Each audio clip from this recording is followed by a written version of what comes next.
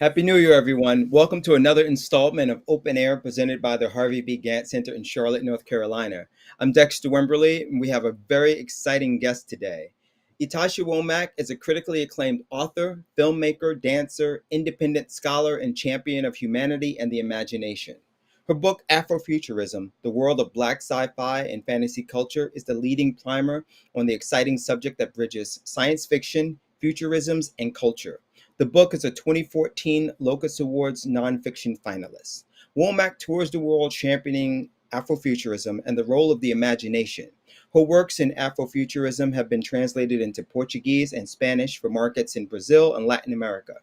Afrofuturism is also taught in high schools and universities across the world. Womack's work is also included in Becoming the Sea, currently on view at the Harvey B. Gantt Center through January 20 of this month. Actually, January 20, 2025. Becoming the Sea includes 12 artists who participated in the first 2 years of Black Rock Senegal. Without further ado, let's welcome Ytasha Womack to today's Open Air. How are you? Well, seems like you're muted, so let's get your audio on. Great. You can hear me now, hopefully. Yeah, definitely can hear you. Okay. Happy New Year. Happy New Year to you. So I'm excited about today's conversation. It's always a treat when I get to talk to an artist in depth, really for the first time. Obviously, we've met before, and obviously you're in the exhibition that's currently on view at the Gantt Center till sort of, I guess, maybe next 12 days the show closes. We'll definitely talk about Becoming the Sea and what it was like for you to participate in that residency. But what I'd like to do today, because you never know what people are aware of or not aware of in terms of an artist's career or their trajectory. So I'd love to give you a moment to just talk a little bit about who you are and the work that you do in your own words, and then I have a bunch of questions I'd love to ask you.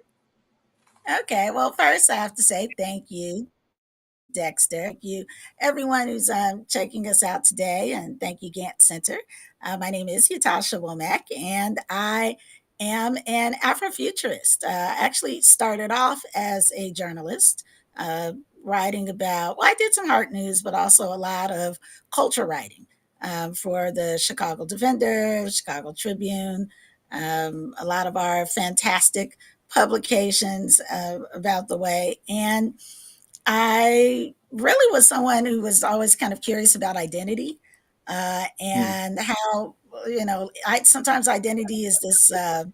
I found myself as a black creative sometimes being juxtaposed against the kind of perceived identity, and sometimes interrogating that through my work, which ultimately led me to uncovering the term or connecting with the term Afrofuturism. And as soon as as I came into thinking about that term, I just said, well, where did this term come from? It really took me back to college, people I connected with. I grew up in a metaphysics rooted community of people who were always talking about dreams and shaping futures. I wanted to be a scientist as a kid. And so when I came across this term Afrofuturism, it I wanted to write more about it, but in writing about it, found that it was a lens that helped expand my perception and my creative abilities. I started thinking of myself as being more interdisciplinary. I was able to integrate the fact that I love dance, um, I explore those different arenas, and Afrofuturism gave me permission in some ways to do that, to step outside of a box, not knowing that I was completely in one. And the experience of it has been a transformative one for me, and I think for many people who've come to connect with the term. Thank you for that. Can you describe the moment or experience that first sparked your interest in Afrofuturism, and what led to you writing the book? Sure. Well, I had published books before. I co edited a book called Beats, Rhymes, and Life, What We Love and Hate About Hip Hop. I wrote a book called Post Black, which was, which was about kind of this Gen X, emerging millennial perceptions on change in the culture. And I found myself in conversation with a professor who told me she was teaching Afrofuturism. As she described what it was, I said, well, wow, this is how did this term come about?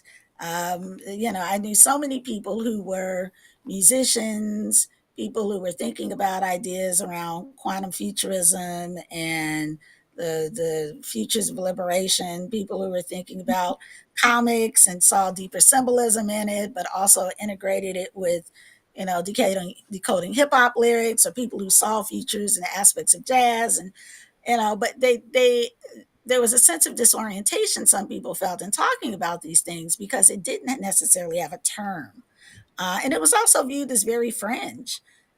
So for me, that conversation led me to then reach out to a friend of mine, John Jennings, who at the time Hmm. was doing a lot of comic studies.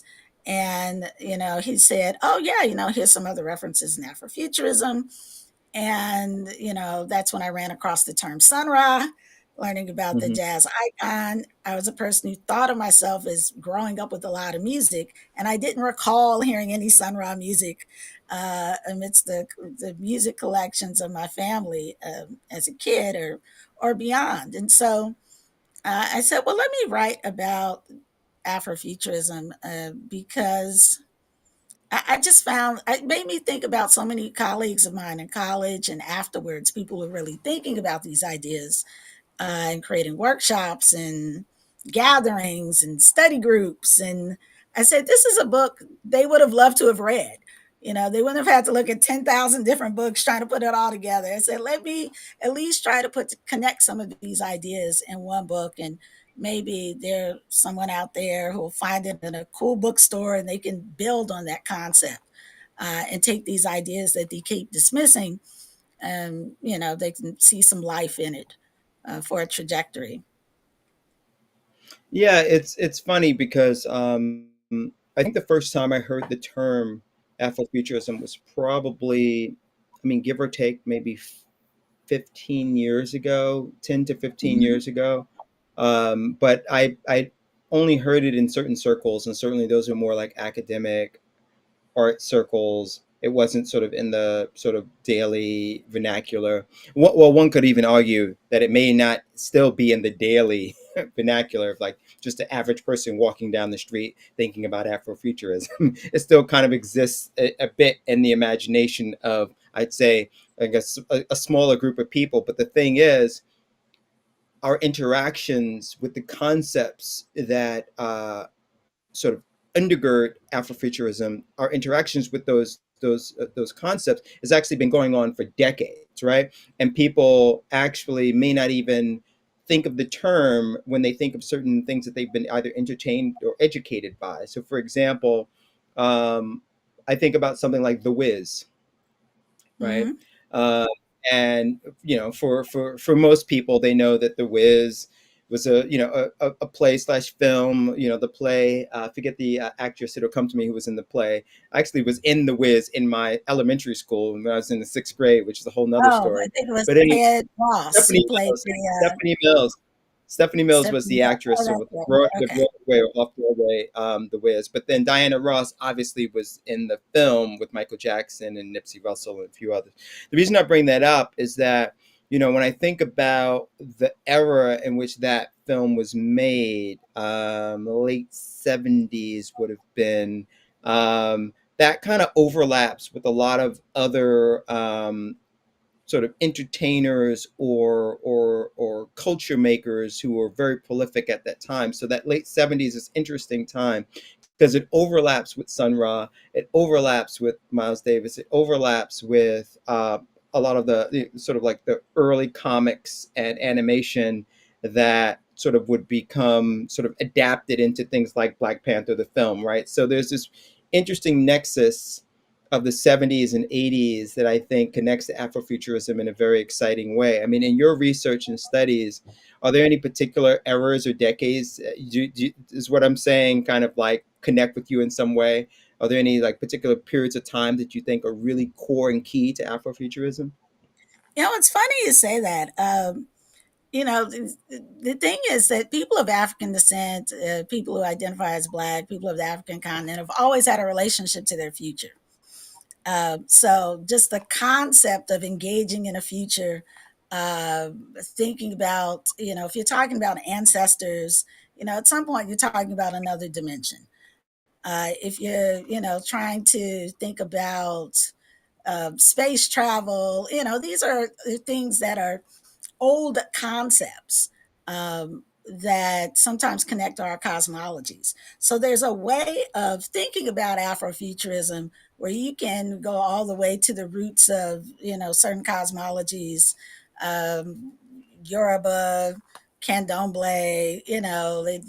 You can go Sure. to the concepts in Kemet, etc. Right, but I think when you look at that period that you're talking about of the '70s, it's really interesting because well, it's funny. People are always like, when does Afrofuturism begin? And you say, well, there are always people who seem to be ahead of the curve, who were shaping culture and pushing us into new ways of imagining and experiencing ourselves. The Wiz, I think, is seminal because it had to have been one of my first memories. I think The Wiz and the TV miniseries Roots, I saw them around the same time. Both were annual viewing. Both were projects about someone who's lost and has to, in some way, find themselves to get a sense of liberation. One's a fantasy. One clearly is not a fantasy. It's something that is a part of our past, and many of us are descendants of. Um, but if I were to narrow it into the '70s and thinking about that kind of period, um, that's when you had not just a lot of music pulling on space themes. You had your Earth, Wind, and Fire. You have your Parliament Funkadelic. You also have a lot of imagery that these particular artists are depicting on their album covers. So you take something like Parliament Funkadelic, and you're looking at images of, Black people coming out of a spaceship. It looks very cool. Um, it might have an image of Egypt. It has you listen to these albums and they're sort of deconstructing reality. What's up is down, what's down is up. It's all these kind of interesting inversions. You talk about one nation under a groove, this idea of rhythm connecting us all. That's something that you would see in Parliament Funkadelic. You have Earth, Wind, and Fire. They're referencing the elements.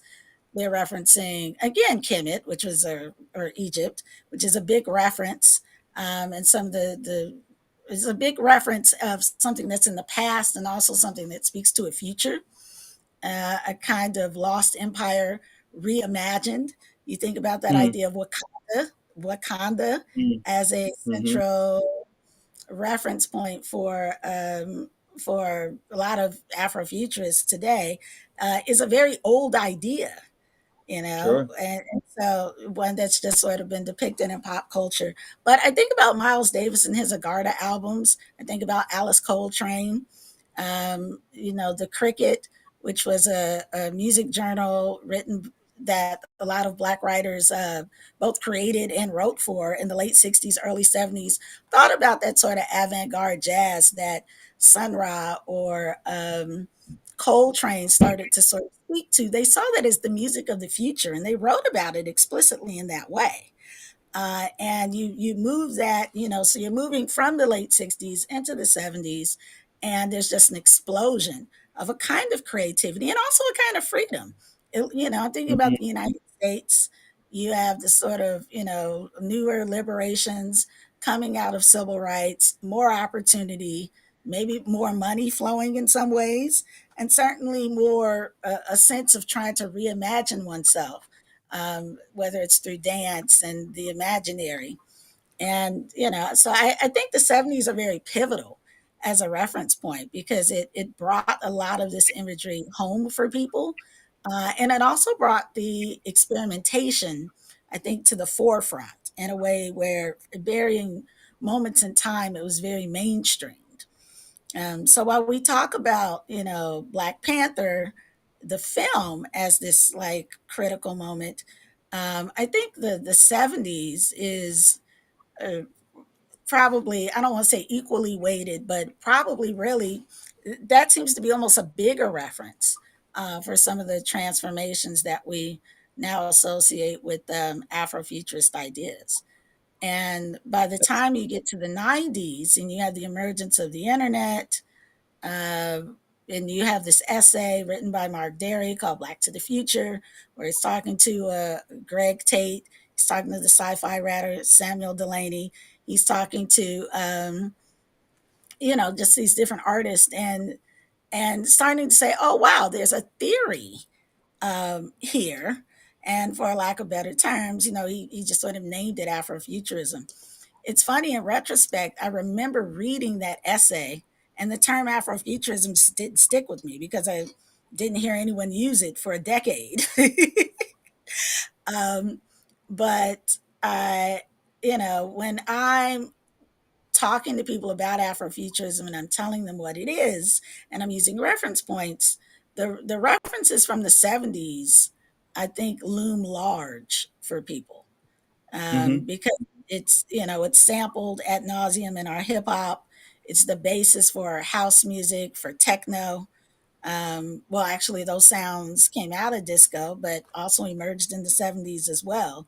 So some of the seminal artistic music movements that came to shape the 21st century, house, techno, hip hop, emerged in the 70s, and as a sort of response to some of the transformations happening at the time. Yeah, I think there's well, thank you for sharing that. And there's so much to sort of unpack from what you've said. I mean, so just kind of one of the first things you mentioned were these sort of monolithic, important, black shows. Like for example, you mentioned Roots, right? Like I think that that's definitely something that when I think back to my childhood as well was sort of like must see, must engage with TV, so to speak. Everyone was watching it same time. everyone sort of knew that it was coming on. The Wiz, same thing. If it was on, you watched it. We didn't have obviously a lot of the on-demand things that we have now, where you can kind of watch whatever you want to watch whenever you wanted to. And I think it's important to point that out because it kind of created more conversations about the same thing. Like people could talk about the same experience they had the night before watching something. So it wasn't sort of like, 100 different people watching 100 different things. You kind of knew everybody was home watching the same thing when you were watching it. And that led to, I think, a certain amount of interacting and creativity in a different way. So when I was in my early teens, I was writing a lot of poetry, right? So we have some things in common. Obviously, there's a lot we don't have in common. We have some things in common. I was writing a lot of poetry, and my poetry was actually informed by the things that I was observing. I had this sort of strange. This is not about sort of me giving my biography. It's just really about No, I kind want of to hear more. painting a picture of what at the time I thought was a very bizarre set of interests for a 13 or 14-year-old. But now in hindsight, I can see that I certainly wasn't the only one interested in all of these different quote unquote strange things at that time and at that age, right?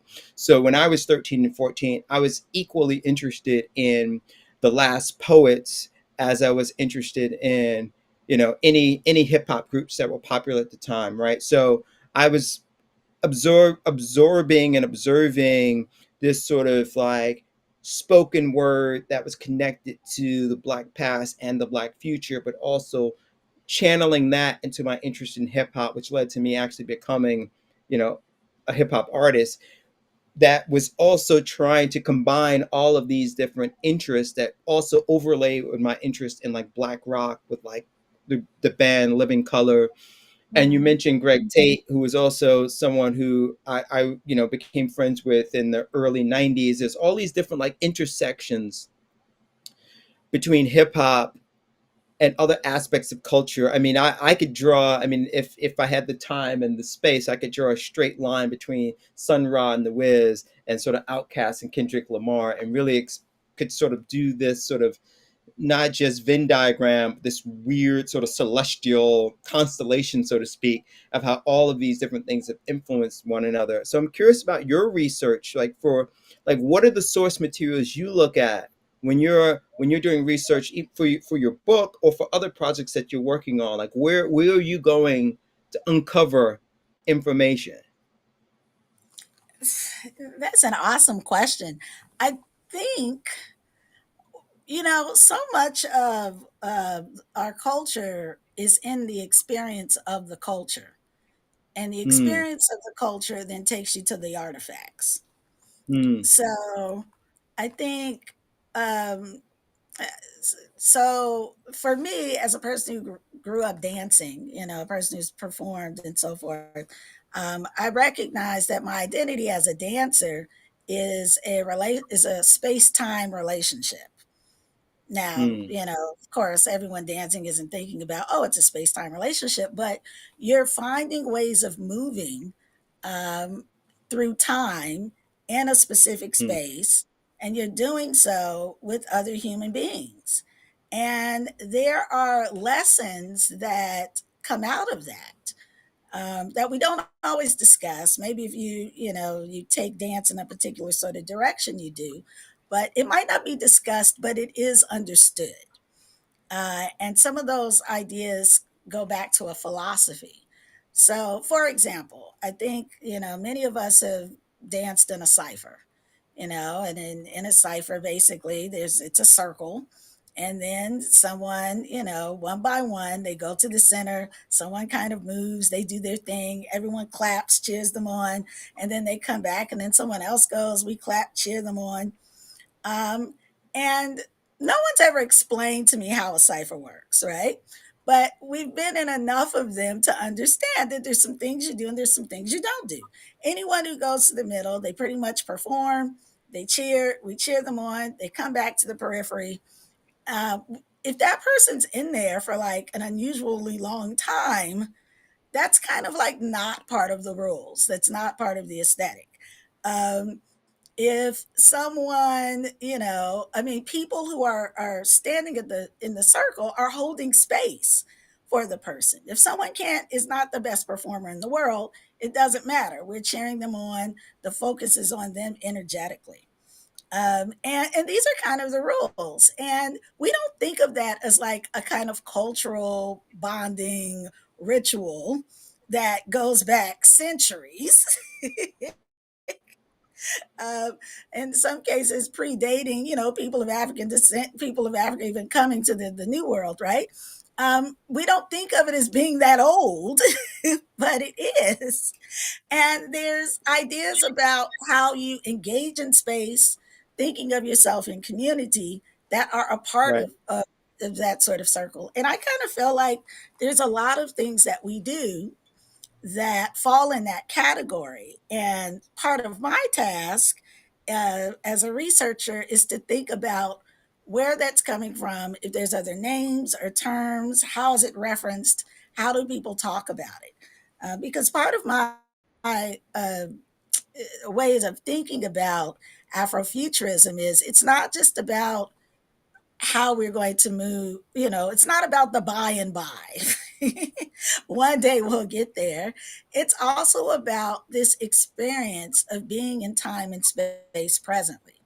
And this idea of communing with the future or communing with the kind of past. And with that, I probably should do something that I should have done at the top of our talk, which is actually define Afrofuturism for people, if you don't mind. Please. Sure. So I talk about Afrofuturism as a way of looking at futures or alternate realities through these Black cultural lenses. And it's an intersection of like imagination and liberation, technology and mysticism. And so it could show up in dance, it can show up in film, but it could also just be a way of thinking about the world that you're in. And so sometimes I have people that say, oh, Afrofuturism, so many different things. And it's like, well, I don't know about that. But if it integrates imagination, liberation, technology, and mysticism, you can make a hard argument that it's an Afrofuturist idea. That's why you could talk about Martin Luther King, speaking about dreams in the context of Afrofuturism, the same way you could talk about someone in their tech startup, the same way you could talk about a transcendent sort of dance experience, the same way you could talk about the Wiz or Sun Ra or, the W.B. Du Bois and his megascope. Uh, so, I find that exciting. And I think when it comes to research, for me, something that's just really fun is, to go to different countries or to be in different spaces, in neighborhoods and communities, and sort of just think about how futures and time and space is expressing itself there. Well, thanks for that definition. I love what you said about the cipher and how there are these rules of engagement that aren't taught but are sort of intuitive and you sort of know it. And it makes me kind of think back to, you know, like being in high school and somebody would start banging a beat on the lunchroom table and all of the rappers or wannabe rappers in the school will gather around and everybody has their moment to say what they want to say, but it was always understood like you're not performing a whole song, you're just gonna, maybe you got 16 bars, 8 bars even. But what was really interesting about those experiences is not just the unspoken rules of engagement that everyone sort of knew, but the willingness to also like pass it on to the next person. Like it was almost just as interesting to an excitement to know what the next person was going to do or say than it was to even present what you were going to do or say, right? So it's almost like this sort of sort of transferring energy around the room or around the space, which kind of connects to dance in that interesting way. um I love what you said about imagination as well. I mean, I've always felt that, like, like imagine, and it's, I know it's sort of, when words rhyme it always sounds a little bit hammy or whatever, but I do believe like No, not at imagination, all. imagination is liberation, right?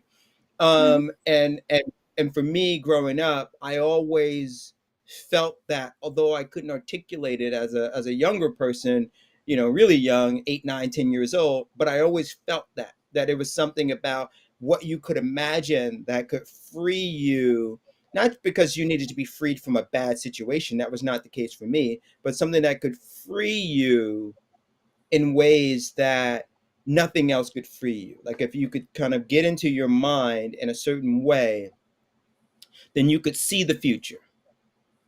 Hmm. And No. so, and not to get too off track here, but it's just what I'm thinking about at the moment. But by allowing your imagination to really, really be full and to really take root, you could see the future so clearly that the path from where you are to where you want to go is just, it's crystal clear, and it's straight. And there are a lot of artists, obviously you're an artist, there are a lot of artists that can do that, and in a way that other people kind of struggle with, right? So speaking of that, like struggle and challenges, can you talk about some of the challenges that you faced in your creative journey? We all face some, right? But Hmm. I would love to kind of hear one or two things that you faced that you had to overcome to become the person you are, like the artist you are. Yeah, well, that's a great question. But of course, you'd be asking great questions.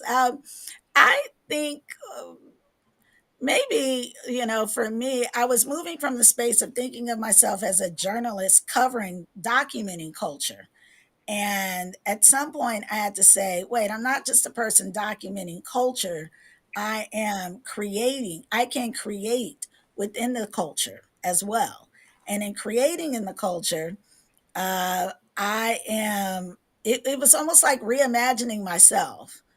Mm, And because I was reimagining myself, it changed what I would write, and how I could see the different talents I had and how they were uniquely suited to write something that's either Afrofuturist or surreal. hmm. So I think when you're thinking from a more linear standpoint, you're looking at, oh, what are the trends? Let me write something Hmm. to the trend. Let me, even as a creative, you could say, oh, wow, romantic comedies are hot. Let me write a romantic comedy. Um, and I wrote romantic comedies. I directed a romantic comedy, right? And those are very cool. But there was another story within me that wanted to be told that was not necessarily fitting in a genre I knew of, Mm, so, and that was the genre of Afro, well, not that Afrofuturism is merely a genre, but that was expressing as an Afrofuturist, whether it hmm. was through theory and as a creative. So, so the impetus, the kinds of stories that were coming through me were expressing themselves in a genre that I didn't even really knew existed, if that made sense. Mm, Um, absolutely. Yeah, and so sometimes the path that one might be on and the ideas coming to them might not be have a name that you're aware of. It might not have a framing you think you've engaged with. You have engaged with it, but it's not something that's just very obvious. You're going to just turn on your TV or check on your phone and scrolling, and there it is, right? You're growing into something that might have a name you're unfamiliar with. But whatever this thing is, has a lot of references once you Right, you right. drill into it. There are other people besides you who have thought these ideas and wrote them down in some shape, form, fashion, expressed them in some kind of way. Maybe they were in another time. Maybe they were doing this 20 years ago in New York. Maybe they were doing this 200 years ago in Kinshasa. But there are people, who you are connected with who worked with these ideas in other times and other spaces and other countries right now. And once you kind of get a perspective and you create, you can look at, you can inform yourself in part with other techniques that some people might have used. And you say, oh, wow, look, I'm doing the same thing that this other person's doing. And that happened for me when I was trying to find the language to talk about rhythm or dance, I found that in the work of Leopold Senghor, the Mm, first president of Senegal. And, who he's a president who was a poet and a theorist who, in his own, and wrote about futures as well, not to mention help lead his nation into one. But he was in a part of the Negritude movement. And the Negritude movement is the French speaking or Francophone, uh, I would say, counterpart in some ways to the Harlem Renaissance, but it was a little later. And, that was not an era I was intimately familiar with coming up. But as I started doing certain kind of research, I stumbled upon that work and then found, whoa, these things that I'm trying, these connections I'm making around space and time, or thinking about rhythm in ways beyond dance is something that, Senghor has written about as well. And that I found to be mm, really thrilling because he was writing about it, 50s, 60s, I guess through the 80s as well. And he wrote, but they were in French. And I was here in the United States taking French lessons, but maybe not enough to run across Angkor in the spaces where I was learning it. right. So, I just like to remind people that, there are connections to these impulses of creativity that you have. Absolutely, absolutely. So there's a few more things I want to ask you before we get into some of the images that we want to look at. I love the idea of recognizing that you're not just documenting culture or reporting on culture, but you actually acknowledge that you're actually creating culture, which is one of those things that I think for some people might be difficult to accept because it feels a bit too big, like the whole idea, like I'm actually creating culture, like what does that mean, like like am I, like, is it so grandiose to say I'm creating culture? But I see it all the time. I mean, the most fantastic things that have happened in my life have sort of not been the things that I've done, but the things I've observed, if that makes any sense. Hmm. Like I'm happy with the things that I've done, but I'm blown away by the things that I've observed other people do. Hmm. And seeing things happen in real time. So I'll give you an example around language, right? And this kind of connects to, I'm sure this is something you can relate to as a writer, right? Language, but spoken language and slang. There's always this one little thing that I saw happen in real time when I was, in my teens, around one particular word that over the course of, like, I don't know, 18 months, seeing a word transform from one thing to another, just the way rappers and people on the street, at least in New York and Brooklyn, were using a particular word. And it just, so I'll explain it to you, and then you might think it's funny or not, or interesting or not, but I think it does connect to how we can kind of create culture. So a lot of rappers, when they were in their songs, and at least in the late 80s, they would say things, or early 90s, to be like, I'm out, right? So it's like the end of the song is I'm out, right? Because what else are you going to say? Bye. Right? You're a rapper, you're not saying bye. You're going to say I'm out. And somebody started saying, a few months later, maybe on another song, somebody started saying, I'm outie, right? Which is like Hmm. another way of saying I'm out. But outie sounds a lot like the word Audi, the car, Audi, Audi. Right. And so somebody started saying, I'm Audi 5,000, right? Which is sort I of was like, literally about to say that. I remember people saying I'm Audi 5000. See, I'm right, a which hip was hop sort of like, head. I'm a right, hip which is hop sort of head, like so I'm loving this language talk right now. it's like a funny flip on the word I'm out. So now people are saying I'm outie 5,000, which is actually kind of crazy because it's actually more letters and more words. Like it's not even a abbreviation. You're not even, the whole purpose of slang should be to make something shorter, Well, sometimes I think the right? purpose of slang becomes the rhythm, the way it sounds. Right, right. But then here's the funny thing. So Audi 5,000 became, maybe a year later, maybe 6 months later, it just became 5,000. So you went from saying I'm out to saying 5,000, which if you didn't know where it came from, you'd be like, why is this person saying 5,000 when they're leaving the room? And then Hmm. 5,000 just became five. So Right. over the course of like 18 months to maybe 2 years max, I'm out turned into five. Hmm. And observing that sort of linguistic gymnastics and sort of like interesting way of taking language and culture and consumerism and sort of pressing that all together and mixing it up is so amazing to me. And as a recovered poet, I say a relapse. I'm a recovered poet. I used to be addicted to poetry, but now I'm recovered.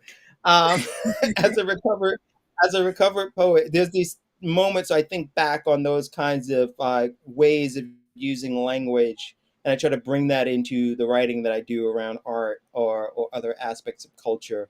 So yeah, thank you for indulging me on that sort of little. I don't know if that was a little bit of a tangent there, but No, it wasn't anyway, a segment at all. It's all well, it's words. I think about Ramo Z, the artist, and his idea that words can, the shape of letters has some sort of cosmology power around it. But I think also the sound of words themselves. I mean, mm, the literal sounds, the tones that you're matching, not, and this is in addition to the meaning, and mm, so hip hop has right, always, I think, really stretched uh, what appeared to be convention or push things into like this postmodern space with how it used language and how it really captured a lot of that language. I think before hip hop slang, the slang in African American culture came out of the jazz world. So right, there's just always these ways of shaping your world with words, speaking right, futures about things you will have, talking about all the trappings of success you will have, and you don't necessarily have those things. Someone like Run DMC, and they're saying, I'm the king of rock. And rap was just created several, days before, and I'm exaggerating there, but it's like right, right, they're right, professing themselves as legends coming out the box. That's like future speak, a kind of right. prophesizing, and using words and new language to do that. And I think a lot of times, people are using language to shape space, to create Mm, space, where not just for the sake of falling in rhythm and time, but to create the kinds of worlds that better reflect how they see themselves, the worlds where they're heroes. And hip hop has always done that, and the cipher just adds that charge to the work that they're doing. thank you for sharing that. Let's go to the images that you've provided. I would love to take some time to kind of talk about each of these. So you can share what you like about each image. If I have a follow-up question, I'll do that. But I'd love to be able to get through all of them before we conclude today. Oh, absolutely. This is the Afrofuturism book cover, created by John Jennings, who's now renowned for a lot of his work in horror and for being a curator for the Megascope comic graphic novel imprint. So that cover was in part inspired by Nichelle Nichols. The face is a little reminiscent of it. If you look on the side, you'll see African masks, which can also create a kind of cyborg effect. So I always thought of this image as being very interdimensional, and I thought it was quite cool. Thank you, thank you. Yeah, I it reminds me of some of the comics that I used to read when I was a kid as well, in terms of like this sort of combination of sort of historical references and sort of like future references, and I didn't have the words for it then, right? It's so Mhm. interesting to yeah. Let's go to the next image, and I'll have a couple of like follow-up questions for you, please. Okay, sure. Yes, this is the coast of Dakar.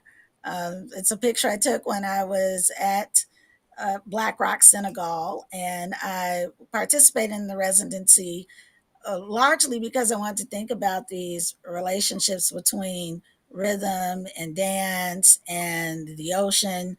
I wanted to think about water spirits and whatever the land itself had to tell me. So that was a picture that I took.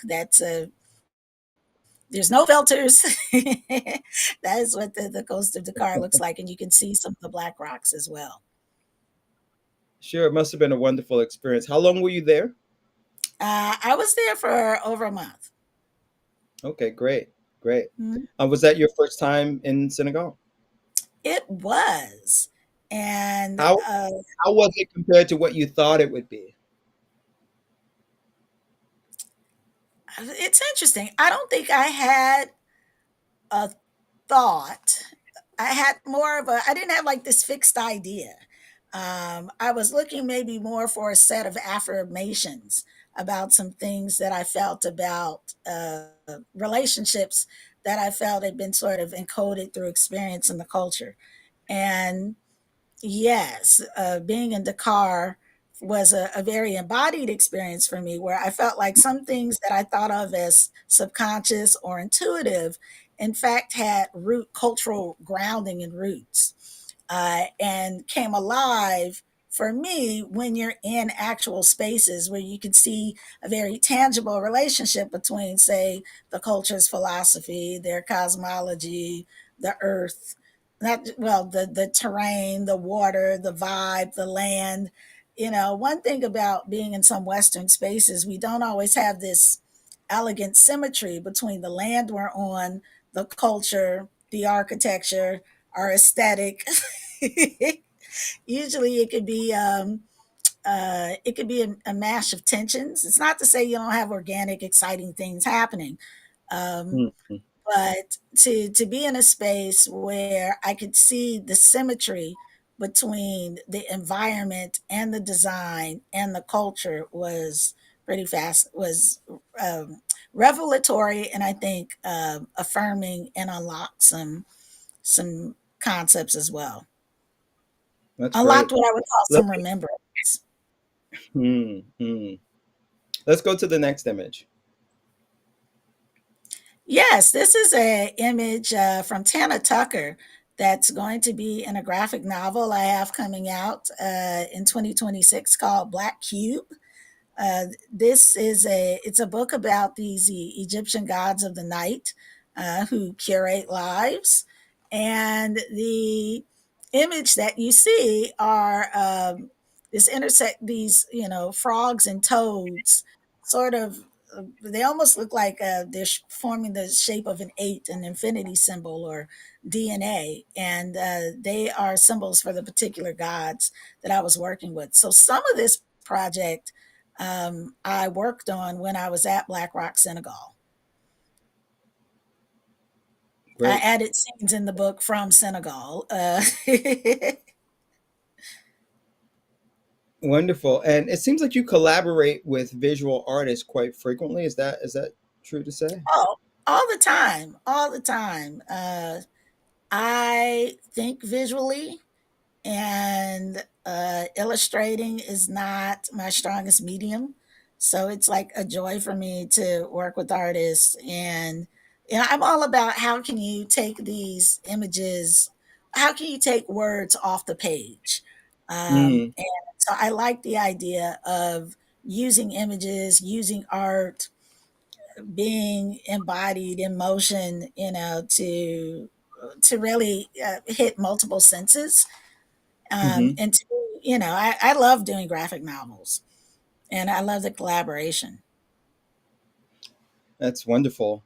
So we're down to our final 15 minutes. So let's get on to this next group of images as well. Sure, that's an image from the zine that I did for Black Rock, Senegal, which explored, dance, rhythm, water, and also I would say a kind of liminality. That's an image that was created by Adavio. He's an artist, Afrofuturist out of the Dominican Republic, who I collaborate with from time to time.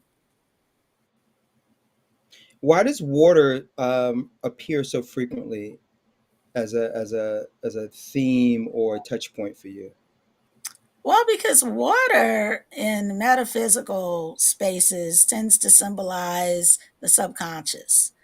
And it also symbolizes a kind of liminality. And in, some African traditions, water spaces of water, oceans, rivers, are also thought of as it's like the ancestors on the other side, like it's a portal to another world. Mm. And I always found that concept kind of interesting, but it didn't click for me as something that really, really made sense for me until I went to Senegal and I saw the ocean there, and it looked like you could feel the concept of there being spirits or whole worlds or ways of existing underneath. And I felt that way in a way that I didn't quite feel when, say, I looked at the Atlantic Ocean from the American side. And, Mm. it was a different resonance. And not to mention, a person who's descendant of the transatlantic slave trade, there's that experience as well. And so water becomes something where you're in awe, uh, you're reverent, but then there's this other dynamic where there could be elements of danger as well. Sure, absolutely, absolutely. My relationship to the ocean has changed a lot since I moved to Japan almost 4 years ago now, because I see the ocean almost every day. If I go out and do things, because I live very close to it, and the beauty and the power of it is something that I've come to terms with in a very, very different way than sort of like visiting the beach every once in a while when I was living in the U.S. Now it's actually a formidable reality of Mhm. life. If there's a major storm, you have to think about the ocean in an entirely different way. Let's Right. advance to the next. Sure. This is the fluid zine that's on display at the Gantt. Um, I'm so excited that this is a part of the exhibit. And in this zine, I put together it was both poetry and prose, and the idea was to try to find these words and these phrases, and again make the write off the page, or write in space, so to speak. And that's something that I got to really explore, but the theme of it is, ties my experiences with water, whether I'm talking about Lake Michigan because I'm in Chicago, or I'm talking about rivers in Senegal, or, excuse me, rivers in Ghana, or the experience of being by the ocean in Senegal. Um, I found a comfort in thinking about it. And I was also fascinated by this idea of engaging with, or people living in areas where they have very tangible relationships with water spirits. Mhm. Um, and, I'd always felt connected to water. And as I got into spaces where there was more language around connecting to water spirits or river spirits, it really connected with me in a deep way. And I explored that in the zine. Yeah, I really enjoyed your contribution to the exhibition as well. Let's advance to the next image, and I want to ask you a quick question about zines and why you think they're important. Hmm. Yeah, well, I think they're important because it's a kind of liminality. You don't have to be locked to some of these structures of larger projects, like, where you're writing the great American novel or the great epic. You can take these fragments. I guess it's kind of like remixing in hip hop culture, actually. You can take fragments of thought and theory and a dream and insights and quotes you read, and all these ideas that you would want to frame, you can put them together, and we can experience it as a collage, as opposed to it having to be streamlined for a central narrative that's sort of tried and true. And I just found that approach to be very liberating. I love that. I love that. It also gives you an opportunity to break the rules, or even make your own rules as it relates to communicating on the page. I know that there's text here. I want to go to the next image because I'm keeping an eye on our time because I have a few more questions that I'd love to Hmm. ask you before we conclude. Oh, sure. And we can go to the next image after this too. This image is just, this is from the book, and you can see I'm sort of playing with text, Hmm. where the text, becomes these embodied shapes. And what Hmm. I found happens is it makes you really focus on the words and the phrasing a little differently than if it's just all laid out in the typical paragraph structure. Um, Almost as if certain lines could become mantras, or they become these inspired, they can become like these inspired text, or you see it a little differently, or you experience the text differently when you play with where it lands on the page. Yeah, yeah. And also, there's that thing where if you say a particular word over and over and over and over again, the word starts to just become a sound, and it starts to become stranger and stranger the more you repeat it. Hmm. It's something anyone can try. It's an interesting exercise. Um, in terms of the layout of the zines that you create, are you also creating the layouts yourself, or is that something you're working with a graphic designer on? Oh no, I do it all myself. Yeah, Great, great. and And so I imagine you also do workshops around them as well, correct? not I'm going to do workshops around them. I haven't done one just yet, but with the I'm going to start doing those in this spring. So um, I think for me, I first wanted to really kind of understand what I was doing and Mm. Right, right, why I right. was doing it. And then in working with people, thinking about the best ways to, uh, you know, be able to get them to create their own zines too. Fantastic. Let's go to the next image. Yeah, so that image is from a text by N.H. Pritchard. N.H. Pritchard is a poet based in New York from the late 60s who was working with the same concept I was working with. And I kind of uncovered some of his work after I did my first zine in at Black Rock Senegal. This, yeah, and I just found it fascinating. He released a book called The Matrix. And then there was another book of his that had never been released that was finally released this year by Primary Information called, I think it's The Mundus. And Hmm. he used words. He took his poetry and his prose and he formed shapes with them. Now, he, of course, was using a typewriter.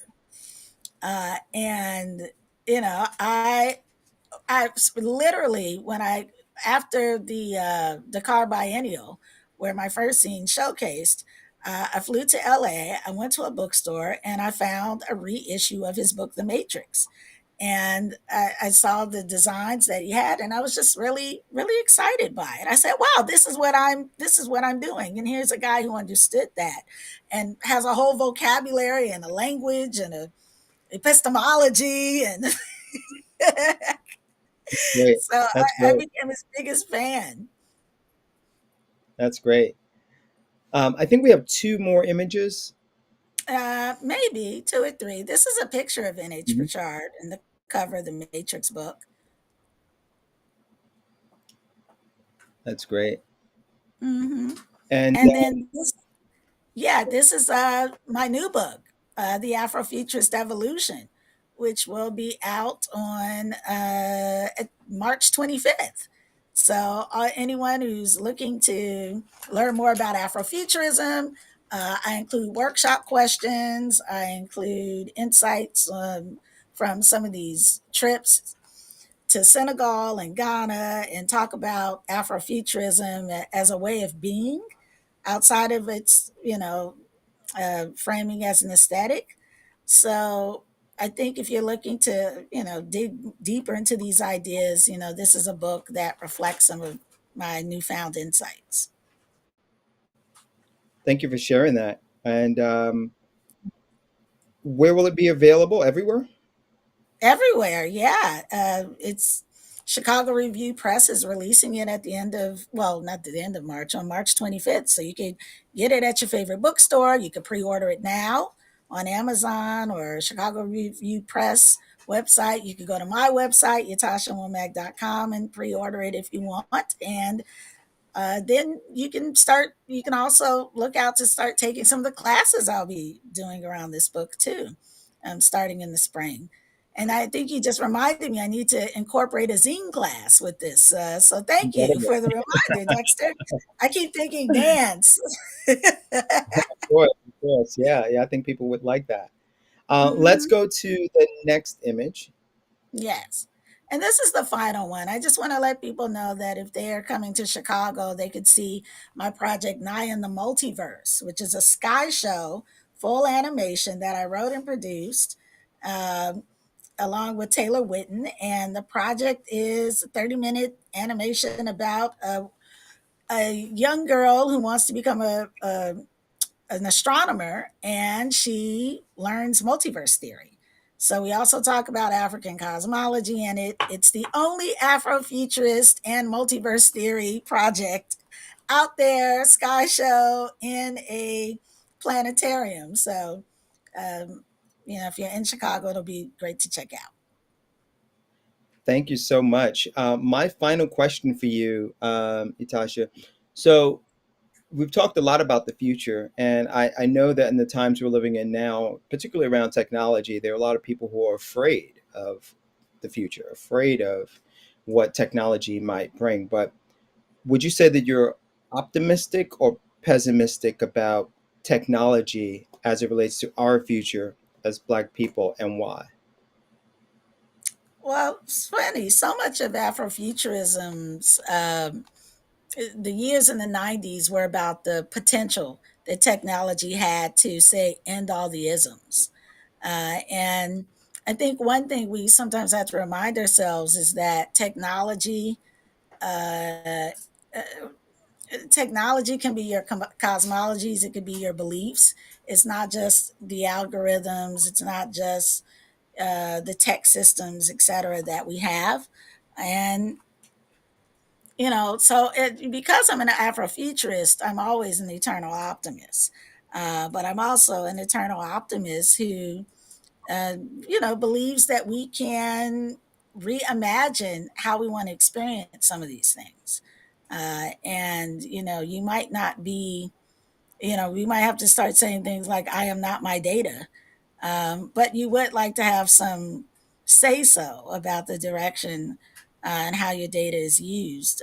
But that's just one step in many, I think, in terms of just reimagining how we want our societies to operate and reimagine how we want to operate. What sides of us do we want to retain as human beings? What aspects of human culture do we most value? Um, what would we like our tech to help us do, and what parts of that would we prefer to do ourselves? You would like it to be a symbiotic relationship, and I think all of those things are possible and ideal if we stay clear. Right, right, right. Well, that is a great note to end our conversation on. And I want to thank you so much for your generosity and time today. Looking forward to our next in person interaction. And I want to thank everyone for joining us for today's conversation. I'm going to move on to my final words. But again, Happy New Year to you and wishing you a fantastic 2025, Ytasha. Thank The you. game Thank you. The Gantt Center's goal is always to provide programs that inform and inspire. The support of viewers like you allows the Gantt Center to expand its reach and further develop programs like Open Air. You can lend your support to the Gantt Center by texting Give to Gantt to the number 91999. And also be sure to like and subscribe to the Gantt's YouTube channel for future programs and other video content updates.